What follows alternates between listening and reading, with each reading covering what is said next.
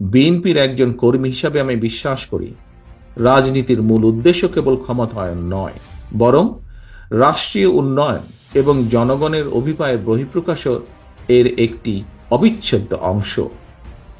আজকে আমরা যারা এখানে সমবেত হয়েছি, দেশে বিদেশে আমরা যারা বাংলাদেশের উন্নয়ন নিয়ে সবসময় ভাবি, আমাদের গড়ে তুলতে হবে একটি inclusive, liberal and Democratic Bangladesh. আমাদের সবাইকে এক হয়ে এগিয়ে যেতে হবে বহু দূরে। এই অগ্রযাত্রার গতি হবে ফাস্ট বাট স্টেডি, লক্ষ্য হতে হবে সুনির্দিষ্ট। জাতীয় ঐতিহ্য ও অতীতের ভালো অর্জনগুলোকে ধারণ করে আমাদের চেতনা এবং দায়বদ্ধতাকে হতে হবে ভবিষ্যৎমুখী।